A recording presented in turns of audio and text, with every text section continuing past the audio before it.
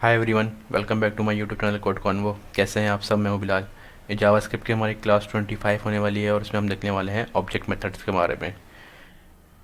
Last class में हमने देखा था ऑब्जेक्ट नोटेशन के बारे में और अपना डॉट नोटेशन के बारे में और ब्रैकेट नोटेशन के बारे में। उम्मीद करता हूँ वो क्लास आपको समझ में आई होगी और आपने उसकी प्रैक्टिस भी की होगी। ठीक है, आज की क्लास का हमारा टॉपिक है मेथड्स के बारे में। सबसे पहले तो हमें जानना चाहिए कि मेथड्स हमारे पास ऑब्जेक्ट में होता क्या है। मेथड होता वो है कि अगर हमारे ऑब्जेक्ट के अंदर एक फंक्शन क्रिएट हुआ है तो हम उसको कहते हैं मेथड, इस कॉल्ड मेथड। ठीक है, जैसे हमने देखा था हमारे पास एरे के मेथड्स थे, उसमें हमें बिल्ट इन फंक्शन मिलते हैं। ठीक है, जावास्क्रिप्ट की तरफ से। लेकिन हमें यहाँ पे अपने खुद के फंक्शन क्रिएट करने होते हैं अगर मेथड हमें बनाना है। अच्छा, जैसे मैं यहाँ पे क्रिएट करूँगा अपना एक फंक्शन क्रिएट, जो भी मैं करूँगा यहाँ पर ऑब्जेक्ट के अंदर, वो क्या खिलाएगा? मेथड खिलाएगा वो। ठीक है, और वो मेथड हम जो क्रिएट कर रहे होंगे, जैसे मैं करूँगा कॉल एज। ये जो कॉल एज का जो मैंने फंक्शन का जो नेम क्रिएट करा है, ये हमारे पास एज अ प्रॉपर्टी काम कर रहा होगा। ठीक है, ये देखें यहाँ पर लिखा हुआ भी आ रहा है प्रॉपर्टी कॉल एज। तो इसका मतलब क्या है, हम अपने ऑब्जेक्ट के अंदर कोई भी मेथड क्रिएट करेंगे तो उस मेथड का जो नाम होगा वो प्रॉपर्टी कहलाएगा। ठीक है, जैसे हम अपनी दूसरी प्रॉपर्टीज़ के साथ अपना खेल रहे होते हैं, मतलब उसको इम्प्लीमेंट कर रहे होते हैं, उसमें मैनिपुलेशन कर रहे होते हैं, वैसे सेम हम इसमें भी कर सकते हैं। ठीक है, ये हमारे पास एज अ प्रॉपर्टी है। और मैं इसमें क्या करूँगा, फंक्शन क्रिएट करूँगा जिसको हम कहेंगे मेथड। इस पूरे फंक्शन को हम फंक्शन नहीं कहेंगे, हम कहेंगे ऑब्जेक्ट के अंदर मैंने एक मेथड बनाया है। याद है हमने एरे के अंदर हम जो फंक्शन यूज़ कर रहे थे, पॉप, पुश, अनशिफ्ट और शिफ्ट वाले, तो वो मेथड थे हमारे। बस उसमें फ़र्क क्या था, हमें जावास्क्रिप्ट की तरफ से बिल्टन बने हुए थे मिलते हैं, और यहाँ पे हमें अपने खुद के मेथड बनाने होते हैं ऑब्जेक्ट के अंदर। बस इतना सा डिफरेंस है। तो इसका मतलब क्या है, अगर अगर हमें एरे में भी अगर मेथड क्रिएट नहीं मिलते ऑटोमेटिक, हमें जावास्क्रिप्ट की तरफ से बिल्टन फंक्शन नहीं मिलते, तो हमें उसके अपने मेथड क्रिएट करने पड़ते हैं, जैसे हम यहाँ पे एक ऑब्जेक्ट के अंदर करते हैं। ठीक है, तो चलिए पहले इसको समझते हैं। मैं यहाँ पे करूँगा रिटर्न 2023 माइनस बर्थडे। ठीक है, ये बर्थडे मेरा पैरामीटर है, ये मैंने एज अ पैरामीटर लिया है, ये यहाँ पे मैं पैरामीटर कॉल कर दूंगा। सही, ये जो हमने फंक्शन क्रिएट करा है ना, ये फंक्शन मेरे पास सेम इसी तरह है जैसे मेरे पास एक फंक्शन एक्सप्रेशन होता है। हम फंक्शन एक्सप्रेशन किस तरह से क्रिएट करते हैं, इस तरह से क्रिएट करते हैं। ठीक है, ये हमारा जो फंक्शन एक्सप्रेशन होता है, ये जो काम करेगा ना, ये हमारा मेथड, ये सेम इसी तरह काम करेगा जैसे ये फंक्शन एक्सप्रेशन काम करता है। ठीक है, अब मान लीजिए मेरे पास ये फंक्शन एक्सप्रेशन है, मैं इसको हटाता हूँ एक्सप्रेशन को, मैं इसको कर देता हूँ डिक्लेरेशन बना देता हूँ। ये फंक्शन मेरा डिक्लेरेशन कर देता हूँ मैं, जैसे ये कर देता हूँ। तो ये मैं इसको यहाँ से कट करता हूँ, मैं यहाँ पर आता हूँ ऑब्जेक्ट के अंदर, तो देखें यहाँ पर ये काम नहीं करेगा। इट्स मीन फंक्शन डिक्लेरेशन हम नहीं कर सकते, क्योंकि फंक्शन हमारा जो है, हमारा ऑब्जेक्ट जो है पूरा अपना एक स्टेटमेंट नहीं ले सकता। ठीक है, हम इसके अंदर एज अ एक्सप्रेशन जो भी यूज़ करना होगा हम यूज़ कर सकते हैं, हम स्टेटमेंट पूरी यूज़ नहीं कर सकते। ठीक है, ये जो है हमारी डिक्लेरेशन है, फंक्शन डिक्लेरेशन है, हमने एक फंक्शन को डिक्लेयर करा हुआ है, इसका नाम दिया हुआ है, तो ये यहाँ पे काम नहीं करेगा। ठीक है, पर आके इसको कंसोल लॉग करता हूँ, के अंदर मैं कर दूंगा, हम अपने ऑब्जेक्ट की प्रॉपर्टी किस तरह से हम अपने कंसोल में शो करते हैं, ऑब्जेक्ट का नाम लिख के मैं करूँगा detail OBJ dot dot call केज वाला हमारा फंक्शन है। हमें कॉल केज वाली प्रॉपर्टी देखनी है, तो हमें अपने इस फंक्शन के मेथड को ही कॉल करना होगा। ठीक है, मैं इसको कॉल कर दूंगा यहाँ पे सिंपल। अब मैंने यहाँ पे पैरामीटर दिया था, इस पैरामीटर के अंदर वैल्यू भी देनी होगी। समझ आ रही है बात, जैसे हम देते हैं आर्ग्यूमेंट के अंदर। तो मैं यहाँ पे वैल्यू दे दूंगा 1997।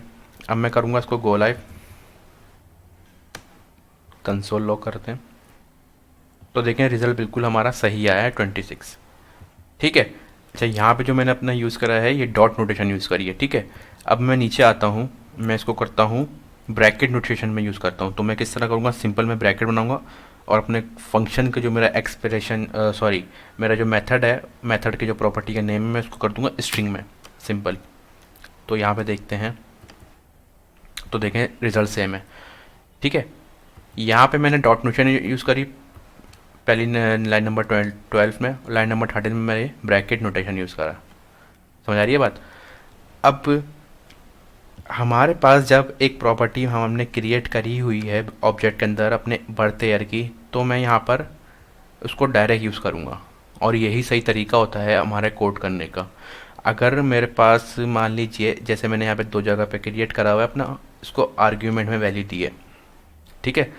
तो अब मुझे मान लीजिए मल्टीपल जगह पे अपने फंक्शन को, अपने मेथड को इस तरह से कॉल करना है, तो मैं उसको बार बार तो नहीं उसको अंदर आर्ग्यूमेंट दूंगा, क्योंकि सही वैल्यू भी सही तरीका भी नहीं है। अब मुझे, तो हम लोग ऐसा काम करते हैं डायनेमिकली कि हम एक जगह पे वैल्यू चेंज करें और वो जितनी भी जगह पे कॉल हुआ हो फंक्शन मेथड, वो हर जगह पे उसकी वैल्यू चेंज हो जाए, ठीक है। तो मैं क्या करूँगा उसके लिए, मैं इसको सबसे पहले तो मैं इसको करता हूँ कमेंट, ठीक है, ताकि आपको जब मैं कोड दूँ आपको पता हो कि हमने किस तरह से हमने मेला मेथड क्रिएट करा था। और मैं इसको कॉपी कर लेता हूँ, मैं नया फंक्शन एक क्रिएट करता हूँ यहाँ पर, और इस बर्थ ईयर का जो मेरा पैरामीटर है मैं इसको ख़त्म कर दूंगा, ठीक है।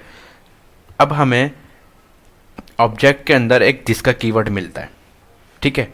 वो दिस का कीवर्ड क्या करता है, मैं यहाँ पे इसको दिस कीवर्ड, सॉरी,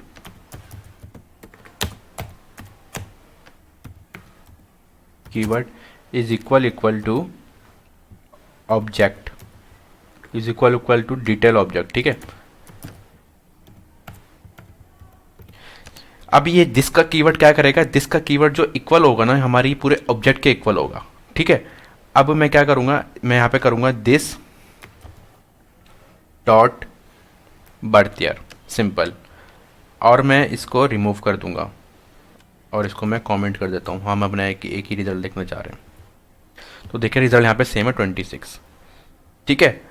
अब ये क्या होगा, अब मैं यहाँ पे जितनी भी बार इसको कॉल करूँगा अपने फंक्शन को, ये जैसे 10 बार कर दिया मैंने, 4 बार कर दिया उसको कॉल, तो मेरा सेम वैल्यू रहेगी। मुझे यहाँ पर वैल्यू देने की, यहाँ पे पैरामीटर देने की, यहाँ पे पैरामीटर में आर्ग्यूमेंट देने की ज़रूरत नहीं है, ठीक है। तो ये तरीका होता है हमारे पास अपनी वैल्यू को स्टैटिक करने का, डायनेमिक यूज़ करने का, ठीक है। अच्छा, ये दिस का कीवर्ड हमारे पास इक्वल टू होता है पूरे ऑब्जेक्ट के, ठीक है। अब मान लीजिए मैं करता हूँ कंसोल लॉग दिस, ठीक है। मैंने ये कहाँ पे कॉल करवाया है, ऑब्जेक्ट के अंदर, फंक्शन के अंदर करता हूँ मैं इसको। एक सेकंड, मैं कहाँ पे मिस्टेक कर रहा हूँ, हाँ ये देखें। तो मैंने सिर्फ क्या करा, लाइन नंबर देख लिया, लाइन नंबर 12 मैंने सिर्फ क्या करा, कंसोल लॉग दिस, तो इसने पूरा ऑब्जेक्ट यहाँ पर हमें शो करवा दिया कंसोल लॉग में। इसका मतलब है कि हमारा ये दिस का जो कीवर्ड है पूरा एक ऑब्जेक्ट है, ठीक है। अब मुझे डायरेक्टली जो भी प्रॉपर्टी को कॉल करवाना होगा, डायरेक्टली जिस भी प्रॉपर्टी को हिट करना होगा, मैं क्या करूँगा, दिस डॉट प्रॉपर्टी नेम, जैसे हमने यहाँ पे करा बर्थडे, ठीक है।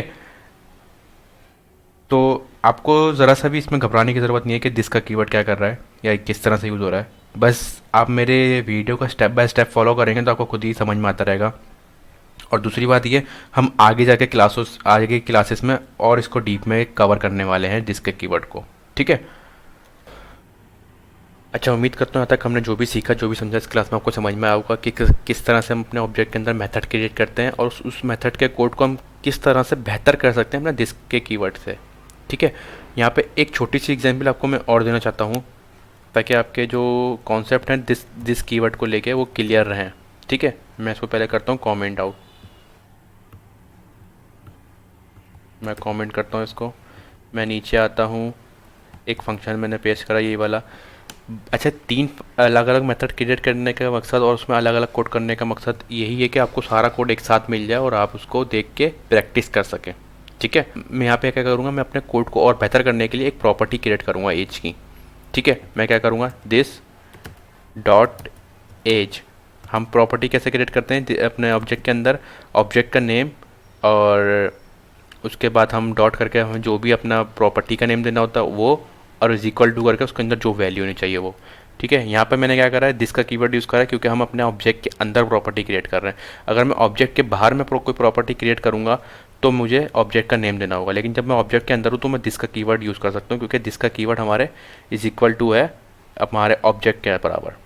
ठीक है, मैं सिंपल इसको कॉपी कर लेता हूँ यहाँ से और यहाँ पेस्ट कर देता हूँ। तो यहाँ पे मैंने एक प्रॉपर्टी क्रिएट कर ली और उस प्रॉपर्टी के अंदर मैंने अपनी एज की प्रॉपर्टी क्रिएट करी है। ठीक है, अब इसमें जो भी माइनस होकर रिज़ल्ट आएगा, जो भी मेरा वैल्यू आई क्रिएट होगी वो मुझे इस रिटर्न में मिल जाएगी, दिस डॉट एज में। ठीक है, मैंने ये रिटर्न करवा दी यहाँ पर सिंपल। अब देखते हैं इसको, तो देखें रिज़ल्ट हमारा सेम ही है 26। तो इस तरह से क्या हुआ, हमारा कोड और शॉर्ट हो गया और हमारा काम और डायनेमिक हो गया। मतलब मैंने सिर्फ एक और प्रॉपर्टी क्रिएट कर दी और उसमें सारा चीज़ अपनी सेव कर ली। समझ आ रही है बात? तो इस तरह से हमारा ये हम अपने मेथड्स क्रिएट कर रहे होते हैं ऑब्जेक्ट के अंदर।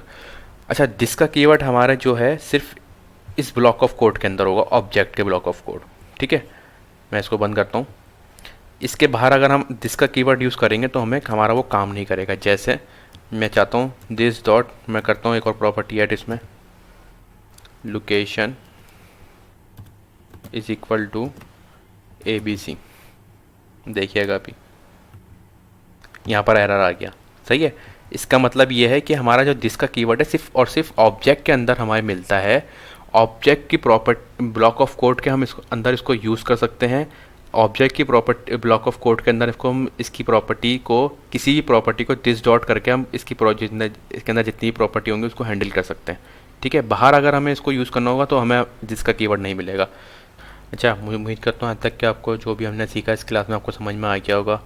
और मुझे पता है थोड़ा सा मुश्किल होगा आपके लिए दिस का कीवर्ड समझना, क्योंकि अगर आप पहली दफ़ा आप इस पे काम करेंगे तो हर एक छोटे बिगिनर, हर एक छोटे लेवल के लिए, लेवल वाले बंदे के लिए मुश्किल ही होता है। हर कोई प्रैक्टिस करें, लॉजिक को, अपने कॉन्सेप्ट को क्लियर कर रहा होता है। ठीक है, तो आप जब ये वीडियो देख रहे होंगे तो स्टेप बाय स्टेप हर चीज़ को फॉलो करिएगा, इसकी प्रैक्टिस करिएगा। कोड मैं आपको डिस्क्रिप्शन में दे दूँगा, कोड देख लिएगा तो आपके जो भी कॉन्सेप्ट हैं वो क्लियर हो जाएंगे और आपको ये कॉन्सेप्ट समझ में आ जाएंगे दिस के कीवर्ड के। ठीक है, और मेथड किस तरह से क्रिएट होता है वो तो इजी है बहुत, कोई ऐसा मसला नहीं है। सिंपल सी, जैसे हमने एरे में अपने मेथड्स को हम सिर्फ कॉल करवा रहे होते हैं फंक्शंस को, वो हमारा बना बनाया एक बिल्ट इन फंक्शन होता है एरे के अंदर। इसमें फ़र्क सिर्फ ये है कि हमें पूरा एक मेथड क्रिएट करना है अपना ऑब्जेक्ट के अंदर, और मेथड किस तरह से क्रिएट करना है वो आपको मैंने तरीका बता दिया है।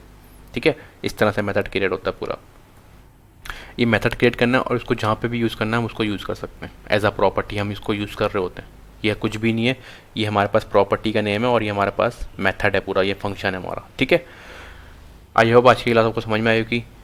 अगर आप मेरे चैनल पर नए हो तो मेरे चैनल को सब्सक्राइब कर दिएगा और बेल आइकन के बटन को दबा दिएगा ताकि आगे आने वाली वीडियोस, आगे आने वाले कोर्सेज आपको मिलते रहें। मिलते हैं नेक्स्ट क्लास में नेक्स्ट टॉपिक के साथ। जब तक के लिए अपना बहुत सारा ख्याल रखिएगा। अल्लाह हाफिज़।